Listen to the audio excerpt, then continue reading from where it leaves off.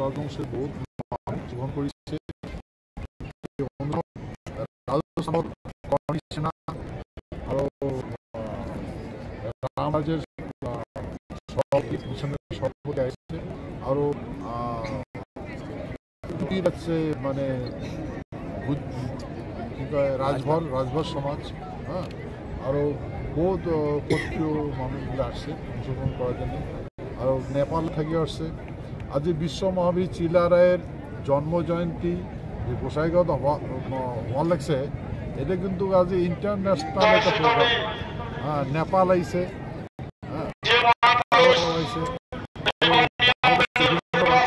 national আর international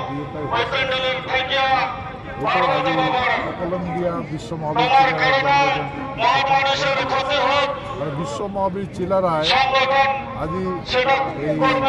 তার এই যে নারায়ণী সেনা এই নারায়ণী সেনা আমি যদি লক্ষ্য করি চাও তা ভারতবর্ষের স্বাধীনতা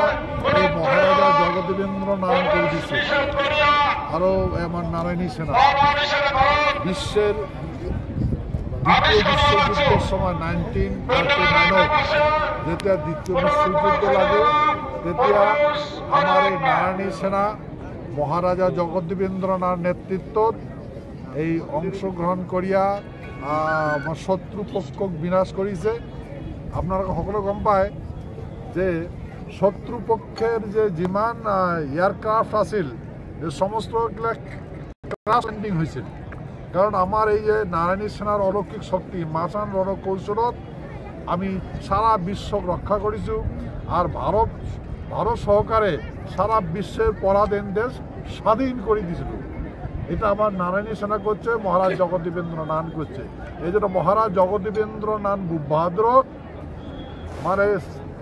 বিশ্বের সেকেন্ড ওয়ার্ল্ড ওয়ার মেডেল দিয়ে হয়েছে আর ভারত সম্রাট বলি ভারত ব্রিটিশে ঘোষণা করেছিল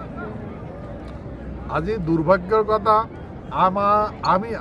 আমি এই কোচরাজ বংশে ভারতবর্ষ স্বাধীন করে দিলু আর আমার স্বাধীন ভারতবর্ষটা কিছুমান নেতা দুই ভাগ করে নিলে হিন্দুস্তান আর পাকিস্তান বনাই দিছে মই এটা চ্যালেঞ্জ করে কব বিচাৰিছো যে আমার এই যে নারায়ণী সেনা সারা বিশ্বক রক্ষা করেছে ইভেন কি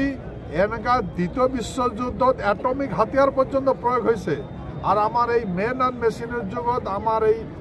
এই নারায়ণী সেনা অলৌকিক রণকৌশলক সারা বিশ্ব রক্ষা করেছিল বিশ্ব দুইবার সারা বিশ্বের মানুষ দুইবার মানে বিশ্বযুদ্ধের সম্মুখীন হয়েছিল আর দুইবারে আমি রক্ষা করেছিল সারা পৃথিবী এই মানুষ আমি আর আজ এই বিশ্বের সর্বশ্রেষ্ঠ যোদ্ধা বিশ্ব মহাবীর চিলা রায় মহারাজা জগদেবেন্দ্র নারায়ণের এই পবিত্র ভূমির আজই তার এই জন্ম জয়ন্তী পালন করার জন্য যে মানে যেটা বর্তমান কোচবিহার পশ্চিমবঙ্গের আন্ডার গেছে আজ তার জন্ম জয়ন্তী তাদের পালন করবেন না দে পারমিশন নে দে হ্যাঁ ভাই বহুত দুঃখের কথা কিন্তু সময় বড় বলবান গতিকে ভাই এই সময় এই বলবান অচিরে ধ্বংস হবার যাই আছে ধন্যবাদ কোচবিহারবাসী ৰাইজৰ কাৰণে আপোনাৰ কি বাৰ্তা আছে কোচবিহারবাসী মানে রাইজ যেটো আছে রাজ্যের যেটো ডিমান্ড আছে ডিমান্ডটো মানে অতি শীঘ্রে কিবা এটা পরিবর্তন হবার যাই আছে লোকসভা নির্বাচনের পূর্বে হবনে তা আশা তো করেছো ভারতের গৃহমন্ত্রী মাননীয় অমিত শাহ মোক কৈছে হ্যাঁ আমি গঠন করা কৈছো আমি আলাপ করে কৈছো পার্লামেন্টত ভারতের গৃহমন্ত্রী মোক কৈছে যে হাম কর রহে থ্যাংক ইউ